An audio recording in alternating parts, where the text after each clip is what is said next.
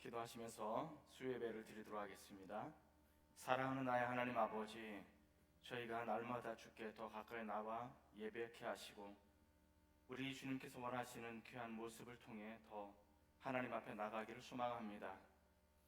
오늘 수요예배를 통해서 특별히 예배 자리에 남은 우리 상평에 살아가는 모든 공동체 위에 또 지체들 위에 하나님의 한량없는 은혜와 축복이 넘쳐나기를 소망합니다. 우리가 가야 될 믿음의 길을 포기하지 않게 하시고 하나님께서 우리를 향하신 그 거룩하신 뜻이 온전히 이루어지기를 소망합니다. 특별히 코로나 바이러스로 인해서 많은 사람들이 힘들어하고 있고 때로는 아파하고 있고 때로는 어디로 가야 될지 방향을 잃어버렸다면 우리 하나님께서 우리와 함께 하셔서 우리의 아픔과 어려움들을 만져주시고 우리가 가야 될 영적인 길을 안내받을 수 있는 귀한 시간이 될 수 있도록 축복하여 주옵소서.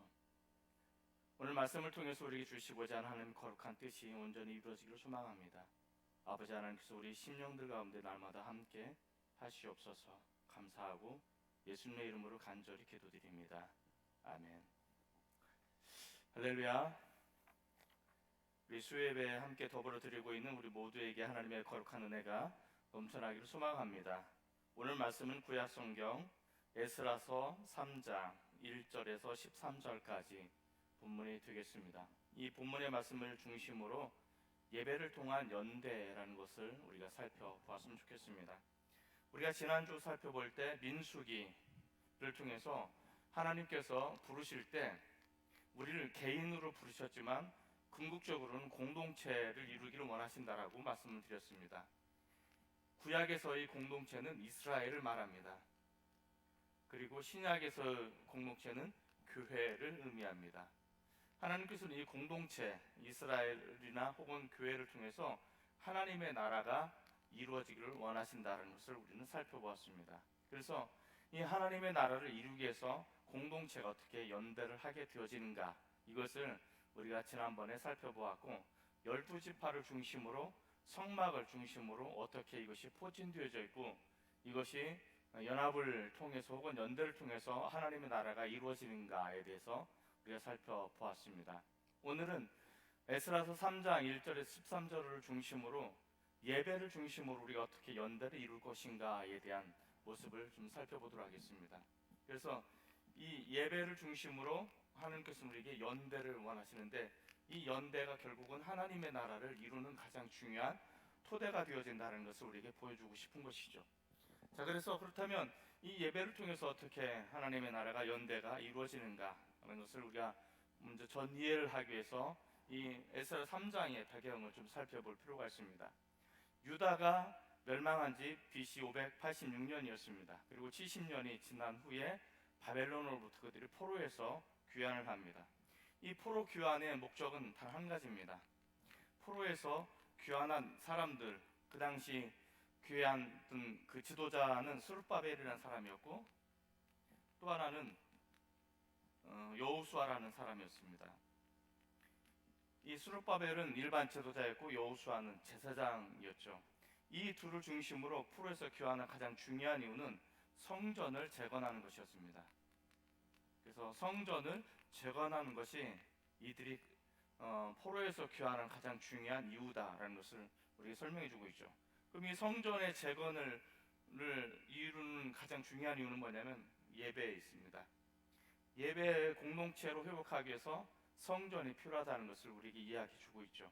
그런데 이들이 성전을 짓기 위해서 포로에서 귀환했지만 여러 가지 어려움들로 인해서 이들은 성전을 건축하지 못하고 각기 흩어져서 예배 공동체로서의 삶을 살지 못하고 결국 그들이 왜 포로에서 노임을 받았는지, 왜 구원을 받았는지, 구원받은 이유와 고향으로 돌아가는 이유를 상실한 채 살아가고 수밖에 없었던 상황이었습니다. 바로 이런 상황 속에서 하나님께서는 다시 한번 예배 공동체를 이루기 위해서 성전을 지을 것을 말씀하셨고 이 과정을 통해서 그들이 어떻게 연대, 협력하고 또 연합을 이루어가면서 예배 공동체로 발전하고 있는가에 대해서 설명해주고 있는 것이 에스라 3장이다라는 것을 우리에게 보여주고 있는 것이죠.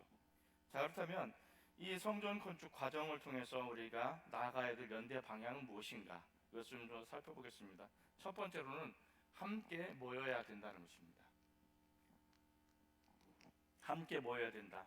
3장 2장 70절과 3장 1절에 보면 중요한 단어가 나오는데 3장 1절에도 보면 그렇게 표현하고 있습니다. 이스라엘 자손이 각자의 성읍에 살았더니 라는 표현입니다. 여기 보면 각자의 성읍에 살았다라고 말합니다. 각자.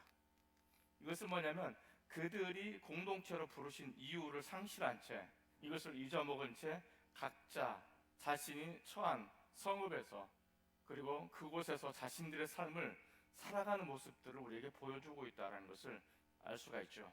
하나님께서 그들을 바벨론에서 귀환을 하고 그들에게 자유를 주고 그들에게 때로는 힘과 능력을 주신 가장 중요한 이유는 귀환을 통해서 성전을 재건하고 예배 공동체로서 나가는 그런 모습을 설명해 주기를 원하는데, 오히려 그들은 여러 가지 어려움이 있다고 해서 이 성전을 건축하는 것을 포기하고 각자 처한 그 삶의 터전에서 이제는 성전과 무관한, 하나님과 무관한 삶의 모습을 살아가는 것 같은 모습들을 보여주고 있더라는 것을 우리에게 이야기해 주고 있죠. 그래서 이 3장 1절에 보면 각자의 성읍에서 그들이 살았다는 것은 흩어져 있는, 연대가 철저히 이루어지지 않고 개인주의적인 삶의 모습을 그들이 살아가고 있다는 것을 우리에게 보여주고 있습니다. 요즘 아주 유행하는 단어 중에 하나가 각자 도생이라는 것이 있습니다. 이것은 어떻게 보면 우리가 공동체를 이뤄서 뭔가 선을 이루고 합력함으로 인해서 뭔가 선의 공동체를 이루는 그 모습은 없어지고, 어쨌든 간에 철저하게 개인주의화되어서 각자가 알아서 살아남아야 되는 그런 위급한 상황, 그런 아픈 상황을 설명해 주는 것이 각자 도생이라는 단어에 포함되어 있는 것이죠.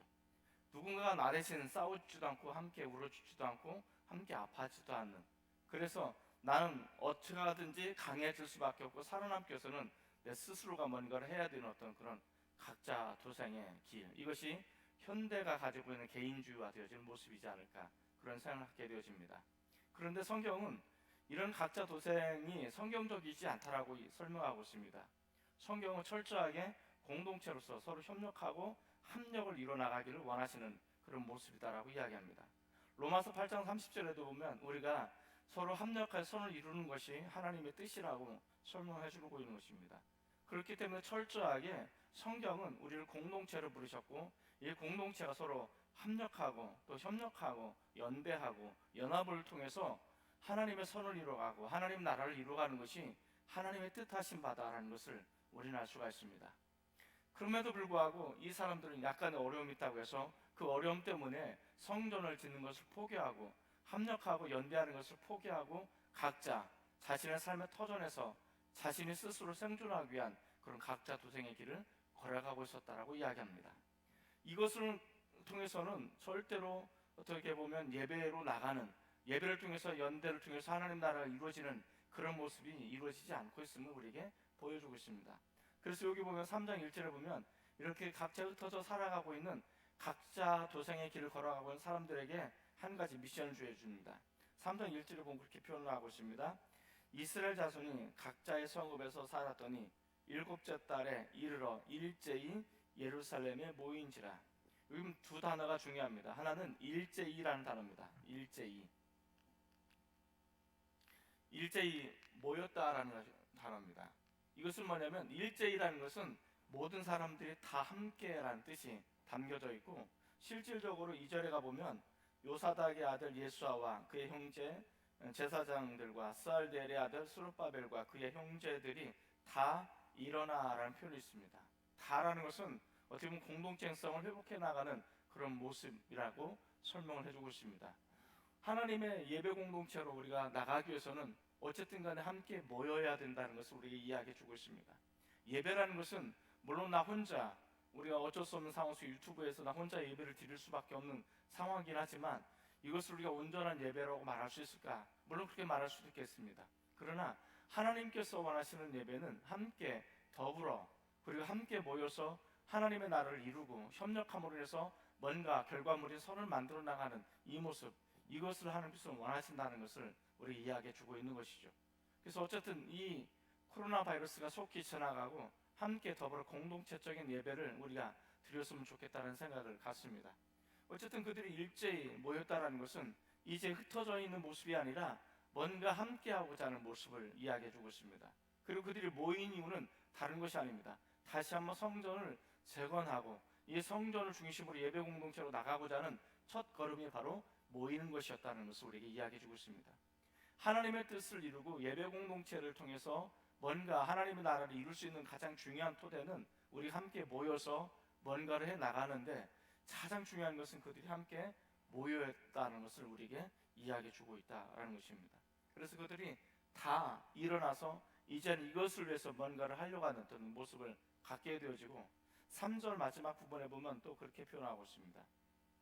2절 마지막 부분에 보면 그들이 하나님의 사람 모세 율법을 기록한 대로 번제를 그 위에 드리려 하세. 3절을 보면 무리가 모든 나라 백성을 두려워하여 제단을 그 터 위에 세우고 그 위에서 아침 저녁으로 여호와께 번제를 드렸다라고 이야기합니다. 자, 무리가 모든 나라의 백성을 두려워했음에도 불구하고 그들이 아침 저녁으로 번제를 드렸다는 것입니다. 이 번제를 드렸다는 것은 온전한 예배는 아닙니다. 왜냐하면 그 성전이 없는 예배이기 때문에 온전한 예배는 아니고 임시적인 예배지만, 이 임시적인 예배를 통해서 그들이 나가야 될 예배의 방향을 정하고 이로 인해서 성전을 건축할 수 있는 토대가 되어졌음을 우리에게 이야기해주고 있다는 것입니다. 이것이 예배를 통해서 연대를 이루고 그 연대를 통해서 하나님의 거룩한 나라가 세워지는 중요한 토대가 되어진다는 것을 우리에게 보여주고 있습니다. 두 번째는 함께 세워나가야 되는 것입니다. 함께 세워나가는 것.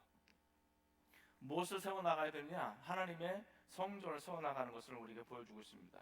6절에 보면 그렇게 표현하고 있습니다. 일곱째 달 초하루부터 비로소 여호와께 번제를 드렸으나 그때 여호와의 성전 지대에는 미쳐 놓지 못한지라. 그들이 임시적으로 예배를 드리고 있지만 어떻게 됩니까? 성전의 지대는 놓지 못했다. 성전의 기초석도 제대로 놓지 못했다라고 이야기합니다. 그러면서 7절부터는 그들이 어떻게 성전을 함께 세워나가는 것인가에 대해서 설명해 주고 있습니다. 어떤 사람은 목수의 일을, 어떤 사람에는 그리고 석수의 일을 맡기기 시작합니다. 그리고 레바논으로부터 백향목 나무를 수입하고 그것을 준비해 나갑니다. 그리고 레위 제사장 레위 지파를 통해서 성전을 짓는 것을 감독하게 만듭니다. 이러므로 인해서 그들이 함께 더불어 세워나가는 모습들을 우리가 보여주고 있는데, 함께 세워나갈 때 자신에게 각자에게 맡겨진 달란트대로 그들이 세움을 받고 또 쓰임을 받고 있다는 것을 우리에게 이야기해 주고 있습니다. 그래서 하나님의 성전은 일부 지도자 혹은 여기에 보면 스룹바벨이라든지 여호수아라든지 이런 일부 지도자들에 의해서 방향을 제시받을 수 있습니다. 또 하나님의 뜻을 전달받을 수 있습니다. 그러나 스룹바벨만을 통해서 혹은 여호수아라는 제사장만을 통해서 하나님의 성전이 지어지는 것은 절대 아니라는 것입니다. 그들은 방향을 제시해주고 하나님의 뜻을 전달해 주었지, 실질적으로 성전을 건축하고 이것을 짓는 것은 온 백성들이 함께 모여서 각자에게 맡긴 달란트대로 쓰임을 받고 또 함께 세워나가는 모습들을 우리에게 보여주고 있다는 것을 알 수가 있습니다.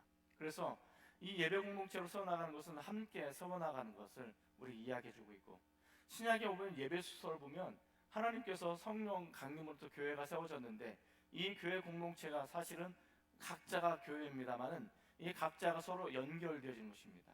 이것을 우리는 연합이라고 말하는데, 연합함으로 인해서 우리가 함께 세워져 나가고 지은 바 되었다라고 이야기합니다. 이것이 성장이라고 이야기합니다. 그렇기 때문에 우리는 홀로 성장할 수 없고 홀로 세움을 받을 수 없습니다. 세움을 받는다는 것은 함께 더불어 공동체로 세움을 받아야 되는 것이고, 그때야 비로소 그 안에 예수 그리스도를 중심으로 우리가 진정한 연대가 이루어지고 있음을 보여주고 있다라는 것을 알 수가 있습니다.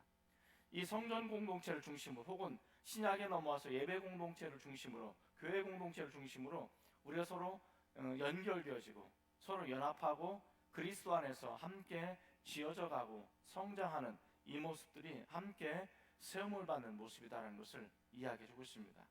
이 함께 세움을 통해서 하나님의 뜻하신 바가 이 공동체를 통해서 많이 흘러가게 되어집니다. 세상을 향해서 흘러가기도 하고 때로는 선교 사역을 감당하면서 흘러가기도 하고, 때로는 이 예배 공동체를 통해서 하나님께서 가장 기뻐하시는 흠명받을 수 있는 그런 예배도 드릴 수 있음을 우리에게 보여주고 있다는 것을 알 수가 있습니다. 따라서 우리는 이 함께 예배를 통해서 연대를 통해서 하나님 나라를 세워져 나가기 위해서는 함께 쓰임을 받을 수 있어야 되고 함께 세워 나갈 수 있는 어떤 그런 모습들, 그런 기초를 가지고 있어야 된다는 것을 우리에게 보여주고 있습니다. 저희 교회도 여러 가지 다양한 직분들이 있습니다. 그리고 장로님들부터 해서 일반 평신도 지도자들까지, 그리고 또 우리 그 많은 사람들, 또 구역장 리더부터 또 구역원들까지, 또 교회학교는 우리 부장부터 선생님들부터 학생들에 이르기까지 모든 사람들이 있습니다. 이 질서가 있고 이 질서를 통해서 자신에게 맡겨진 바가 있고 이 맡겨진 바를 위해 서로 연대하게 되고 연합을 이룰 때 우리가 이 장평교회라는 것을 함께 세워나가는 모습을 이룰 수가 있습니다. 그렇게 함께 세워나가게 되어질 때 이 공동체는 건강하게 되고 이 건강 공동체는 성장하게 되고 이 성장의 결과로 우리는 좀 더 많은 사람들을 도울 수 있고 섬길 수 있고 선교 사역을 감당할 수 있는 그런 모습으로 나갈 수가 있다는 것을 알 수가 있습니다. 이것은 한두 사람을 통해서 이루어지는 것도 아닙니다. 그 한두 사람이 또 재산이 많아서 내가 이거 다 할게 라고 한다고 해서 헤어지는 것도 아닙니다. 혹은 한두 사람이 각성한 사람, 깨어서 기도한 사람이 이렇게 가야 됩니다라고 해서 이끌려가는 것도 아니라는 것입니다. 중요한 것은 우리 전 공동체가, 전 멤버가 우리가 하나의 중심을 가지고 우리가 일어나가고 서로 연결되어질 때 함께 세워져 나가는 것을 우리에게 보여주고 있다는 것입니다. 세움을 받는다는 것은 빠른 것을 이야기하는 것은 아닙니다. 중요한 것은 함께 세워나갈 때 이것이 빠를 수도 있고 늦을 수도 있지만 중요한 것은 함께 더불어 가야 된다는 것을 우리에게 이야기해 주고 있다는 것을 알 수가 있습니다. 그리고 세 번째는 함께 예배하는 공동체가 되어야 된다라고 이야기합니다. 3장 10절부터 13절까지 보면 그들이 드디어 성전을 기초석을 놓고 성전을 완공하면서 드려지는 감격적인 예배는 모든 공동체가 함께 드려서 예배를 드리는 장면들을 우리 이야기해 주고 있습니다. 11절을 보면 세 가지 목소리가 나오는데 첫 번째 목소리는 찬양의 목소리입니다. 11절을 보면 그렇게 이야기합니다. 찬양으로 화답하며 여호와께 감사하여 이르되 주는 지극히 선하심으로 그의 인자하심이 이스라엘에게 영원하시도다 하니 모든 백성이 여호와의 성전 기초가 놓임을 보고 여호와를 찬송하며 큰 소리로 즐거이 부르며. 여기 보면 어떻게 보면 그 성가대라고 말할 수 있죠. 레위 지파가 먼저 선창을 합니다. 그리고 모든 백성들이 합창을 하면서 하나님께 찬양의 목소리를 즐거이 부르는 소리가 나타나는 것입니다. 그래서 예배할 때는 세 가지 목소리가 나오는데 찬송의 목소리가 나옵니다. 두 번째는 통곡의 목소리가 나옵니다. 12절에 보면 그렇게 표현하고 있습니다. 제사장들과 레위 사람들과 나이 많은 족장들은 첫 성전을 보았으므로 이제 이 성전의 기초가 놓임을 보고 대성 통곡하였으나 라고 표현하고 있습니다. 여기 보면 첫 성전이라는 표현이 나옵니다. 이 성전은 솔로몬의 성전을 말합니다. 자, 솔로몬의 성전은 굉장히 화려했습니다. 그리고 웅장하고 많은 사람들이 보기에 정말 아름다운 성전이었습니다. 그런데 나이 든 사람들은 처음 솔로몬 성전을 봤던 사람들이 있습니다. 그런데 이 두 번째 성전 우리는 스룹바벨 성전이라고 표현하고 있거든요. 이 스룹바벨 성전은 어떻게 보면 되게 초라합니다. 그것과 비교할 때는 엄청나게 축소되고 작은 성전일 수밖에 없었습니다.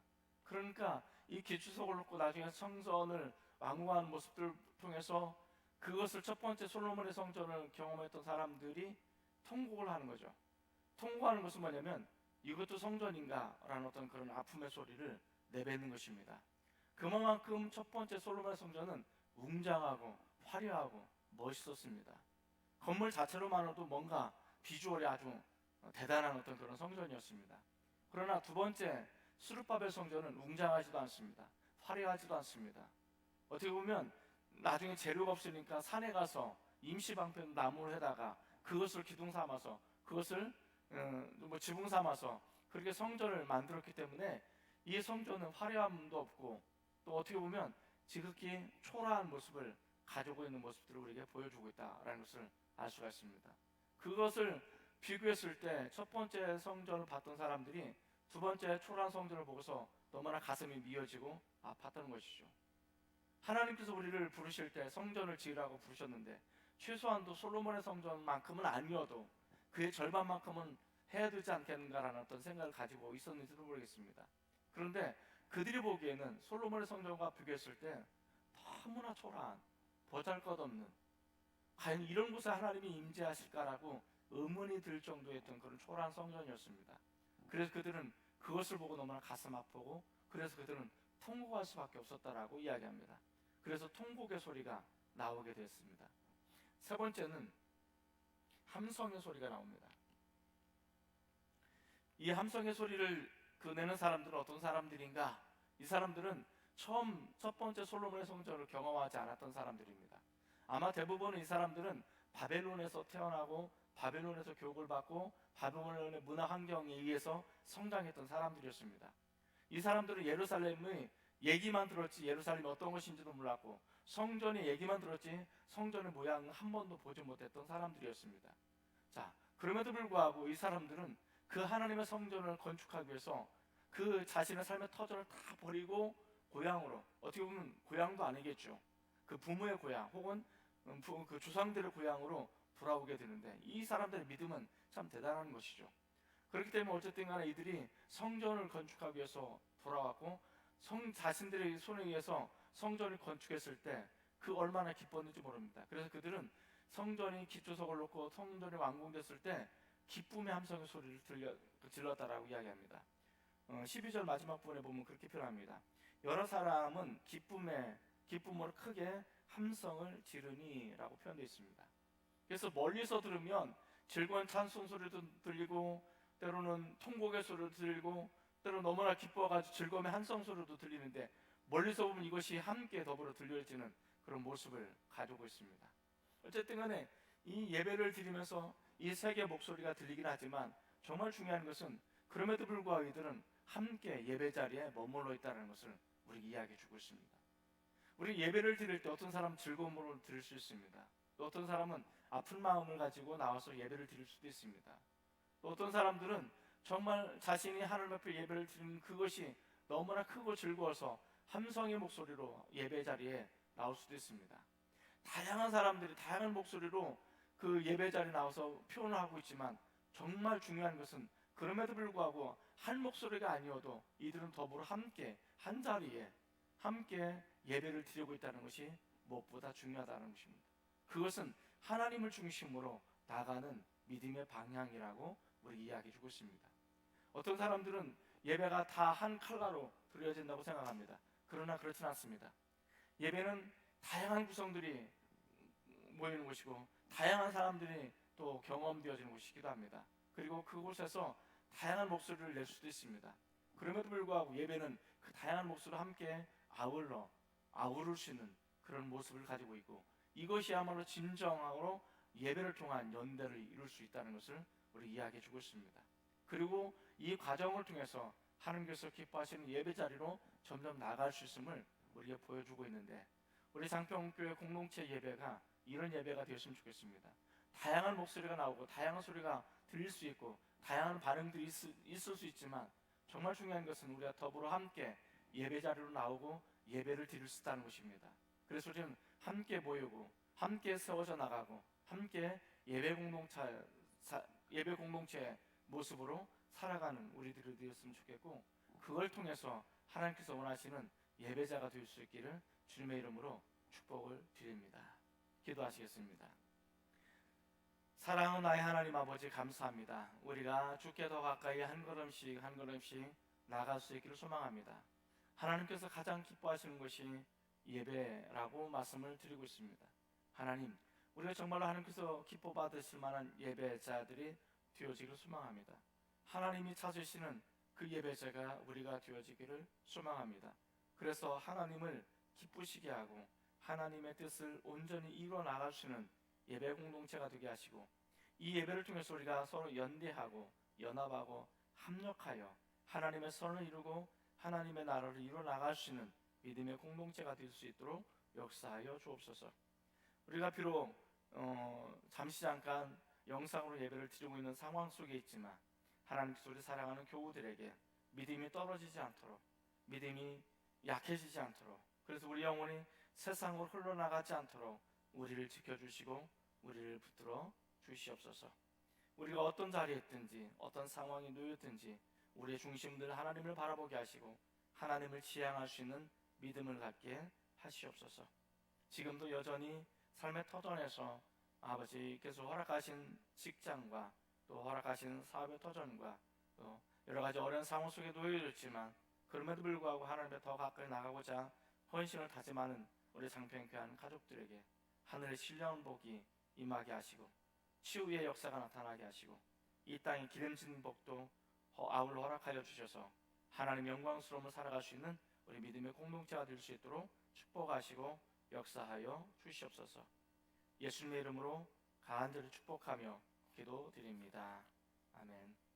하늘에 계신 우리 아버지, 아버지의 이름을 거룩하게 하시며 아버지의 나라가 오게 하시며 아버지의 뜻이 하늘에서와 같이 땅에서도 이루어지게 하소서.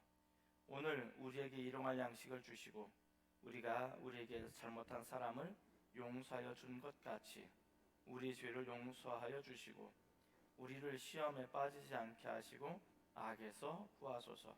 나라와 권능과 영광이 영원히 아버지의 것입니다. 아멘.